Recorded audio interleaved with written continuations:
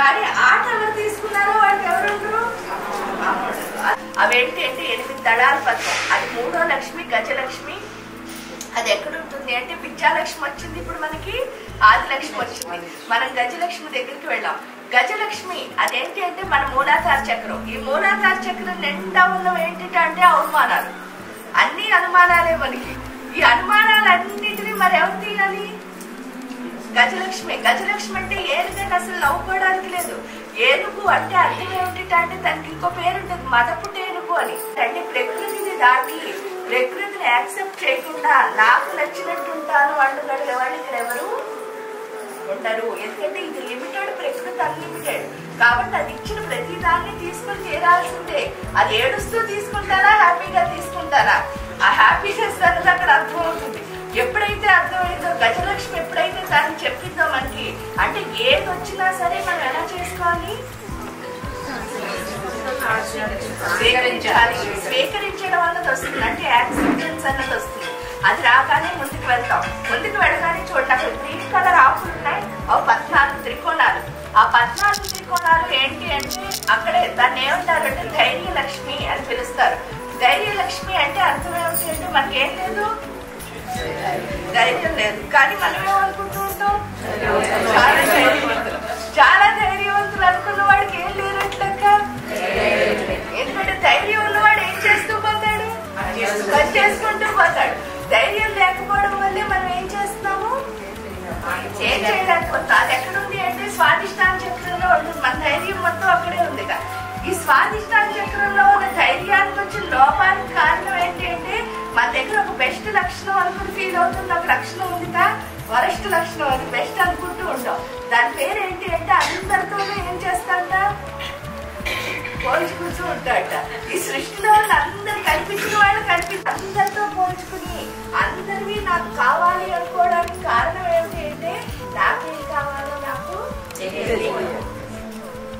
ఎప్పుడైతే నాకేం కావాలో నాకు తెలియకుండా నేను బతుకుతున్నానని అర్థమైందో అప్పుడు మనం ఫస్ట్ తెలుసుకోవాల్సింది ఏంటి? మనకేం కావాలో మనం తెలుసుకోవాలి. అక్కడికి వెళ్ళిన తర్వాత ఆ 14 త్రికోణాలు ఏంటి అంటే 14 కోణాలు. ఆ 14 కోణాన్ని పరిపాలిస్తుంది కాబట్టి అమ్మని భువనేశ్వరి అని పిలుస్తారు. ఆ భువనేశ్వరి మనకి ఏం చేస్తుంది అంటే దాన్ని తెలియజేస్తుంది. ఏంటి అంటే నువ్వు వీళ్ళందరినీ చూడటం వల్ల అవన్నీ ఎందుకు కావాలనుకుంటున్నావు అంటే అసలు నీకేం కావాలో నీకే తెలియదు. ఎప్పుడైతే అక్కడికి వెళ్ళామో ఆ 14 కోణాలకి గొప్పతనం ఏంటంటే ఒక్కొక్క కోణానికి ఒక్కొక్క శక్తి, ఒక్కొక్క జ్ఞానం ఉంటాయి. అలాగే మన భూమి కూడా అందులో ఒక కోణం. ఈ భూమాతకు ఉన్న శక్తి పేరేంటి అంటే గురుత్వాకర్షణ శక్తి అంటారు. జ్ఞానం పేరేంటి అంటే ఓర్పు, అంటే పేషెన్స్ గా. గురుత్వాకర్షణ శక్తి అంటే అర్థం ఏమిటి అంటే గురువు వైపు వెళ్ళు అని చెప్తోంది. గురువు వైపు వెళ్ళు అంటే అర్థం ఏమిటి కాదు, కనిపించిన ప్రతి దాన్ని దేని కింద స్వీకరించాలి? నా టీచర్ కింద స్వీకరించాలి. ఎప్పుడైతే నాకు కనిపించిన ప్రతిదీ నాకు టీచ్ చేయడానికే వచ్చింది అని అర్థమవుతుందో నేను చేసే పని పేరేంటి? నేర్చుకోవడం. అంటే భూమి ఎప్పుడు ఏం చేస్తుంది అంటే 24/7 నువ్వు చేయాల్సిన పని ఏంటంటే నేర్చుకో నేర్చుకో నేర్చుకో. ఓర్పుగా నేర్చుకుంటే నువ్వేమవుతావు? లైఫ్లో విజయాన్ని సాధిస్తావు. అదే విధంగా మిగతా 13 కోణాలకి కూడా ఒక్కొక్క శక్తి, ఒక్కొక్క జ్ఞానం ఉంటాయి. ఈ భువనేశ్వరి ధైర్యలక్ష్మి ఏం చేస్తుంది అంటే ఆ శక్తుల్ని, జ్ఞానాన్ని మన స్వాధిష్టానానికి ఎప్పుడైతే అందిస్తుందో ఒక్కర్లేదు నాకంటే ప్రత్యేకమైంది కానీ, నాకంటే గొప్పది కానీ, నాకంటే అర్థమైంది కానీ ఈ సృష్టిలో ఏది లేదు. అది ఎప్పుడైతే అర్థమైందో మనం ఫస్ట్ ఏం చేయడం మొదలెడతాం? ఎంజాయ్ చేయడం మొదలెడతాం. నవ్వుతూ, అంటే ఫస్ట్ మన నవ్వడం అంటే ఎంతో తెలుస్తుంది. ఎప్పుడైతే మనం హృదయపూర్వకంగా నవ్వడం అంటారు చూసారా, అది మనం హ్యాపీగా మన లోపల నుంచి ఎప్పుడైతే నవ్వడం మొదలు పెట్టామో అప్పుడే వచ్చే క్వాలిటీ పేరేంటి అంటే లీడర్షిప్ క్వాలిటీస్. అక్కడ ఎందుకు లీడర్షిప్ క్వాలిటీస్ రావాలి అంటే గజలక్ష్మి మన బ్రహ్మ కింద మారుస్తుంది. చూడండి, ఎప్పుడు అంటే మనం అన్నింటినీ యాక్సెప్ట్ చేసి క్రియేట్ చేసే శక్తిని గజలక్ష్మి ఇస్తే అక్కడ ధైర్యలక్ష్మి ఏమిస్తుంది అంటే మన విష్ణుమూర్తిలో మారుస్తుంది. ఆ లోపల ఆయన ఒక్కరే ఎప్పుడు చిత్ర. అందుకే చూడండి, ఏ పురాణం, ఏ ఇతిహాసం ఏమైనా తీసుకోండి, మిగతా దేవుళ్ళందరికీ కోపం వచ్చినట్టుంటుంది. విష్ణువుకి ఎక్కడా కోపం రాదు. ఎందుకంటే ఆయన చేస్తున్న పని ఆయన అంత బాగా ఎంజాయ్ చేస్తాడట. పని చేస్తున్న పని ఏమిటి? మిగతా వాళ్ళ మంచి పని చెడ్డ పని అని చెప్పను. రాక్షసుల సంహారం. రాక్షస సంహారం అంటే అర్థం ఏమిటి? చంపడమే కదా. అంటే చంపడాన్ని ఎంజాయ్ చేస్తూ చంపడం అంటే చూడండి, ఎవరైనా అది చేయగలరు? చేయలేరు. ఆ పని చేస్తున్నాడు. అందుకని అక్కడ ధైర్యలక్ష్మి రాగానే మనం ఎవరిలా మారుతాం? విష్ణువులా మారుతాం. ఎప్పుడైతే విష్ణువులా మనం ఇక్కడ బ్రహ్మ అయిపోయాం, అక్కడ విష్ణు అయ్యాం. అంటే లక్ష్మి అన్నది చూడండి. అంటే అందుకే ఎప్పుడైనా ఎవరినైనా చూడగానే అమ్మ మీలో లక్ష్మి కానీ ఉంది. ఎందువల్ల అంటే ఆ లక్ష్మి అన్ని దాటితేనే మనం ఆదిశక్తి దగ్గరికి వెళ్ళగలుగుతాం. మనం చేసిన ఒకే ఒక తప్పు ఏంటంటే లక్ష్మి అంటే తప్పులు అనుకుని అటు వెళ్ళిపోయాం అంతే. అదొక్కటే చూసుకున్నాం. కానీ 7గురిని వదిలేసాం. ఇప్పుడు ఆ 7గురిని సంపాదిస్తే మన లైఫ్ ఎంతో ప్రశాంతంగా మారుతుంది. అందుకే రాజ్యలక్ష్మి కోసనాథ చతురంగ బలేశ్వరి లైఫ్ లోకి వస్తేనే వస్తుంది. అందుకని చూడండి అక్కడ కలర్ పూలు ఉన్నాయి కదా. ఈ సంతాన లక్ష్మి, సంతాన లక్ష్మి మనకి ఏం నేర్పిస్తుంది? ఆ 10 త్రికోణాలు. ఎందుకంటే ఇక్కడ ఉన్న లక్షణం పేరు ఏంటి అంటే భయం. ఈ భయం ఏంటి అంటే అసలు భయం ఎందుకు వచ్చింది? అంటే మనందరం ఎవరి కడుపులోంచి వచ్చాము? అమ్మ కడుపులోంచి వచ్చాం. అంతే కదా. ఇక్కడ ఎవరు స్పెషల్ గా పుట్టాం. అమ్మ కడుపులో ఉన్నంతసేపు ఏమైందిట? 9 నెలల కాలం పాటు అమ్మ కడుపులో తిరుగుతాంట. తిరిగినప్పుడు అదేమో చాలా చిన్న పొట్ట. అంత చిన్న పొట్ట చీకటిలో కూడా నీళ్ళుగా ఉంటుంది లోపలంతా. కానీ 9 నెలలు హ్యాపీగా ఎందుకు తిరిగాము అంటే అమ్మకి బిడ్డకి ఉన్న కనెక్షన్ తో మా అమ్మ నాతో ఉంది. ఆ సెక్యూరిటీతోనే బతుకుతాం. కానీ 9వ నెల కానీ ఫస్ట్ బయటకు పంపించగానే ఫస్ట్ కట్ చేసేది ఏంటి? అమ్మతో కనెక్షన్. కానీ ఎప్పుడైతే అన్లిమిటెడ్ అనుకోండి. ఎవరు అంటే ఆవిడ సాగర మేఖల. సాగర మేఖల అంటే ఏంటి? సాగరుడి యొక్క కూతురా. ఈ సాగరుడి యొక్క కూతురు అని ఎందుకు చెప్తున్నారంటే సాగరం అంటే ఏంటి? సముద్రం అంటే లోపల బోళ్ళకి అలలు. ఆ అలలన్నీ ఎక్కడున్నాయి? నిజం చెప్తే ఈ లోపలే ఉన్నాయి. అంటే గొడవలే కదా అన్ని. ఏంటంటే మన ఫైటింగ్ మనతోనే జరుగుతుంది ఎక్కువ. ఆ ఎమోషన్స్ ఏవైతే ఉన్నాయో ఆ ఎమోషన్స్ అన్నింటినీ ఎవరు బ్యాలెన్స్ చేస్తారు? అమ్మ. మీరు ఎవరైనా గురువు గారికి మంత్రం ఇస్తే ఏమని చెప్తున్నారు? దీక్ష తీసుకున్నాను. ఆ దీక్ష తీసుకోవడం అంటే అర్థం ఏమిటి అంటే కమిట్మెంట్. దీక్షత్వము అంటే కమిట్మెంట్ అని అర్థం. అంటే నేను ఒక దానికి ఏమయ్యాను? ఆ ఫిక్స్ అయితే ఎలాగ దైత్య సమని. అందుకని సాధన ఎన్ని రోజులు చేయాలంటే అది ఎవరైనా అడిగితే మనం చచ్చిపోయే వరకు చేయాలి అంటే నచ్చదు వాళ్ళకి. కానీ నిజం ఏంటి అంటే ఇక్కడ 2 శమింప చేస్తానని చెప్పింది లలితా శాస్త్రం. మీరంతా చదివితే లోకనాశిని మోహనాశిని అన్ని నాశనమే చెప్తుంది. కానీ శమింపు చేసే 2 విషయాలు ఏంటో తెలుసా? క్రోధ సమని, దైత్య సమని. అంటే క్రోధం మన లోపల కోపం ఎప్పుడు తీసేది ఆవిడ. అది అలా ఉంటుంది. కానీ మనం సాధన చేస్తే ఏమవుతుందిగా?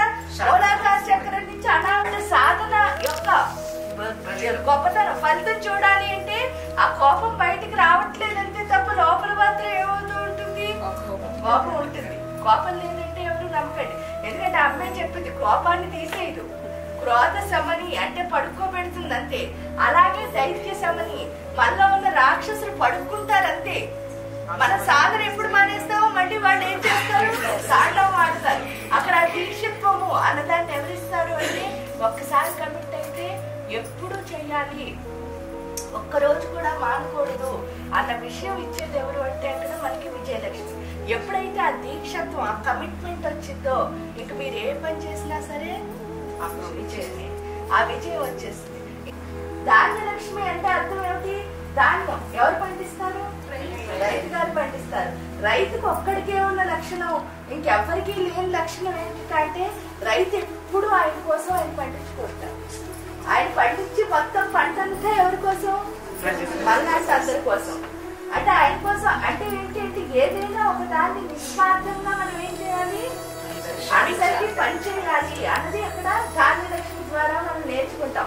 అంటే ఏంటి అంటే ఇక్కడ మనకి విజయం వచ్చిందనుకో చాలా మంది ఏం చేస్తారంటే అమ్మ వాళ్ళకి చెప్తే వాళ్ళు కుళ్ళుకుంటారని చెప్పి దాచేస్తారు. దాచేస్తే ఇంక విజయం ఎవరికి తెలుస్తుందండి? మీరు చేసిన పని మీరు అంత సిగ్గుమాలింది అయితే చెప్పకూడదు.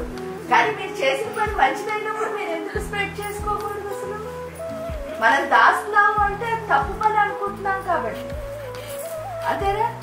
నిజంగా కనుక మంచి పని చేశాను అని మీకు నమ్మకం ఉంటే మీరు ఎందుకు దాయాలి? అసలు ఆడికి వెళ్ళాక అది అర్థమవుతుంది. అది ఎలాగా అంటే మనకి ఏదైనా కనుక విజయం ఎవరికైనా మన గురించి తెలియాలి అంటే ఒకే ఒక్కటి, అదేంటి అంటే వాక్కు.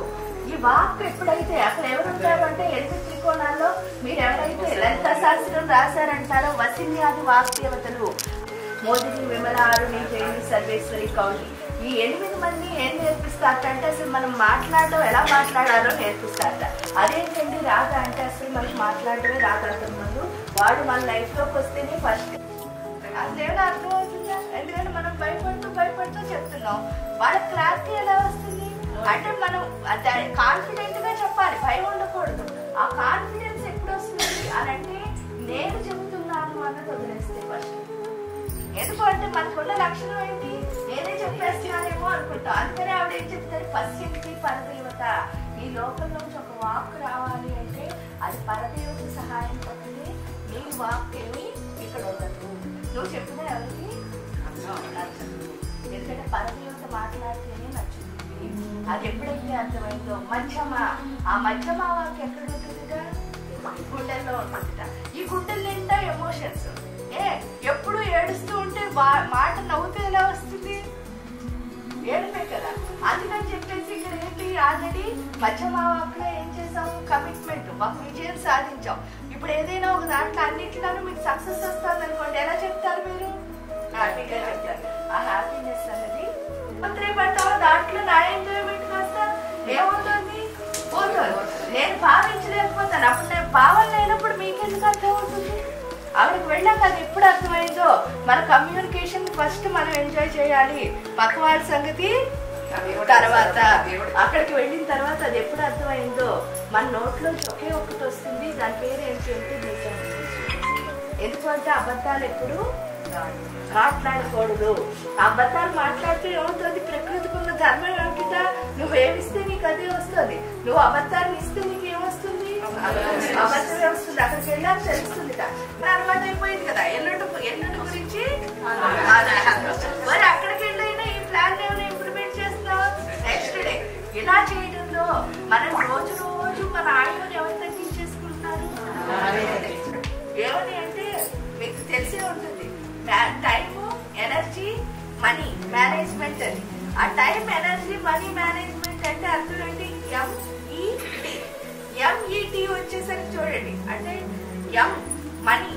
మనీ కనుక మన దగ్గర నుంచి పోయింది అనుకోండి, సపోజ్ అంటే మనం చాలా ఏదో బాధపడి అప్పుల్లో ఎలా మునిగిపోయాం, డబ్బులు పోయాయి. కానీ ఎనర్జీ ఉందనుకోండి మన దగ్గర సంపాదించడానికి. ఈ డబ్బులు సంపాదించగలమా లేదా? తప్పకుండా సంపాదించగలం. ఒకవేళ మన కర్మం కానీ మన ఎనర్జీని కోల్పోయాం అనుకోండి, మనకి బతికే టైం ఉందనుకోండి, ఈ ఎనర్జీని సంపాదించుకోగలమా లేదా? కానీ ఇప్పుడు upper class, upper middle class తప్ప లోవర్ క్లాస్ అసలు కనిపించట్లేదు మీకు. అంటే అంత బాగున్నారు ఇప్పుడు పరిస్థితి. కానీ ఏమైంది, గ్రాఫ్ ఇలా వెళ్ళకపోవడం వల్ల ఆ ఫస్ట్ ధనలక్ష్మిని పట్టుకుని కొంచెం వెనక్కి వచ్చి చూద్దాం. ధాన్యలక్ష్మి అంటే ఏం చెప్పుకున్నాం, అందరికి ఇచ్చేవాడు. ఈ పచ్చే ప్లేస్ లో ఏం చేశాడంటే చాలా చాలా చాలా భయంగా బతుకుతున్నాం. ఎప్పుడైతే భయంగా బతుకుతున్నామో ఆ భయంగా బతుకుతున్న మనగా అందరికీ దూరం అయిన తర్వాత ఏమైనా బాగుందంటే, ఎందుకంటే ఎవ్వరూ లేరు అంటే కోల్పోయింది దేన్ని, విచక్షణ జ్ఞానాన్ని. అంటే విద్యను కోల్పోయాం. ఎప్పుడైతే విద్యను కోల్పోయావో ఎనర్జీ ఉంటుందా? అందుకే శక్తిహీనుల కింద బతుకుతున్నాం భూమి మీద.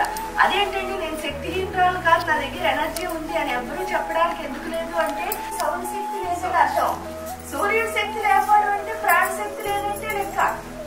మన ప్రాణ శక్తి ఎవరిస్తారు, సూర్య భగవానుడు. అంటే మనం ఏం అర్థం చేసుకోవాలి, మన దగ్గర అది ఎప్పుడు అర్థమైందో ఇప్పుడు శక్తిని సంపాదించుకోవడానికి. ఈ గ్రాఫ్ లో వెళ్తే బ్యూటిఫుల్ గా ఉంటుంది లైఫ్. ఈ గ్రాఫ్ లో వచ్చాం కాబట్టి ఎలా మారింది, అగ్లీగా మారిపోయింది. ఆ అగ్లీగా మారిన లైఫ్ ని మళ్ళీ బ్యూటిఫుల్ గా చేసుకుంటూ ముందుకు వెళ్ళి ఫైనల్లీ ఈ శ్రీచక్రం మొత్తాన్ని ఒక డాట్ పెట్టి స్టార్ట్ చేస్తారు. ఆ డాట్ నే మన సహస్రార చక్రం. అదెవరు అంటే శివశక్తి రూపిణి లలితాంబిక. ఎప్పుడైతే జగతపితరం అంటే పార్వతి పరమేశ్వరుడు, ఆ పార్వతి పరమేశ్వరులతో ఎప్పుడైతే మనం ఒకే ఒక్కటి కాక ఆ ఒక్కటి ఏంటంటే బోల్డ్ అని వస్తువులకు అక్కర్లేదు, కార్లు అక్కర్లేదు, ఇల్లులు అక్కర్లేదు, ఏం అక్కర్లేదు, డ్రెస్లు అక్కర్లేదు, నగలు అక్కర్లేదు. మనకి హ్యాపీనెస్ కారణమైన, బాధకు కారణమైన, హ్యాపీనెస్ కారణమైన రెండే రెండు. ఆ రెండు ఏంటి అంటే మనకి శక్తి జ్ఞానం కనుక ఉంటే హ్యాపీగా ఉంటాం, శక్తి జ్ఞానం లేకపోతే ఏడుస్తూ ఉంటాం. అంతే తేడా.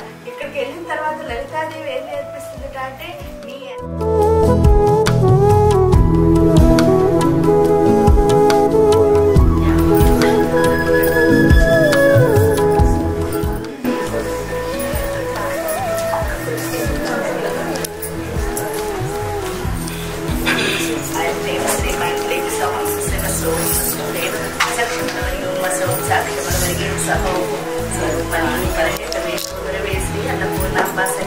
శ్రీ అమృతానందనాథ శ్రీ గురు శ్రీపాదకాం పూజయామి తర్పయామి నమః. ఇప్పుడు ఆ జీవితం బయట వెలిగించండి. మట్టి సత్యోజాతాయ నమః, బ్రహ్మణే గోవిందాయ నమః, స్వయం గణపతే నమః, వామదేవాయ నమః, నారాయణ సిద్ధాయ నమః, స్వాదిష్టానవాసినే నమః, బాలసుబ్రహ్మణ్యాయ నమః, ఘోరాయ నమః, రుద్రాయ గురుదేవాయ నమః, మణిపూరకాయ నమః, చండీశ్వరాయ నమః, తత్పురుషాయ నమః, ఈశ్వరాయ గురువరాయ నమః, వక్షస్థలవాసినే నమః, శ్రీకృష్ణాయ గోపీవల్లభాయ నమః, ఈశారాయ నమః, దిగంబరాయ నమః, విశుద్ధచక్రస్థాయ నమః, దత్తాత్రేయాయ నమః, కామాగ్ని నమః, కామకళానాథాయ నమః, ప్రజ్ఞయోగినాథాయ నమః, గుప్తయోగినాథాయ నమః, సుందరయోగినాథాయ సంప్రదాయ యోగినాథాయ నమః, యోగినాథాయ నిగర్భయోగినాథాయ రహస్యలింగాయ నమః, శ్రీ మహామండలాధిపతి యోగిలింగాయ నమః, కార్తికాయ లింగాయ లింగాయ లింగాయ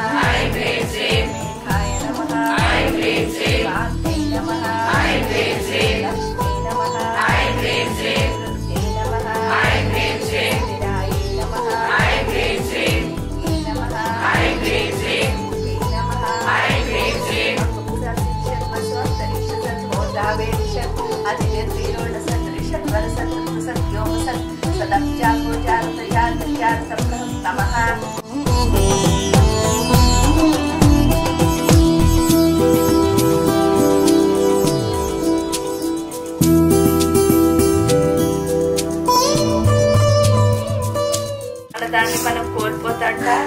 అందుకని అమ్మవారిని శివుడిని ఏమడుగుతున్నా అంటే, అయ్యా నాలో ఉన్న విశ్లేషణని తీసేసి జ్ఞానాన్ని ప్రసాదించు అని అడగండి.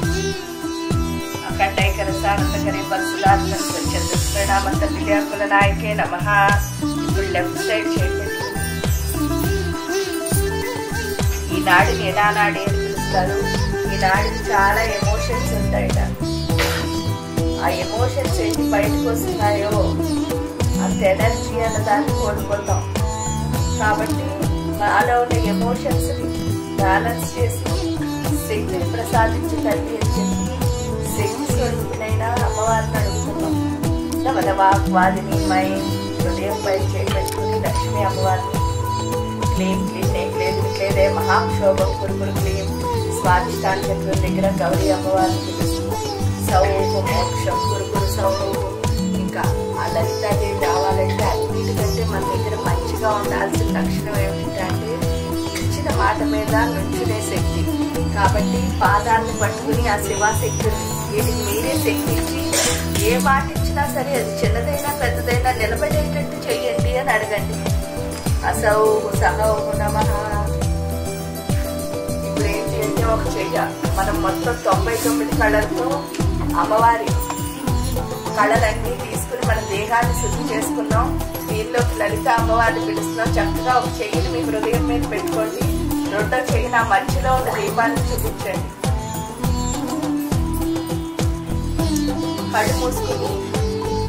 కళ్ళు మూసుకోగానే మీ హృదయాన్ని చూడండి.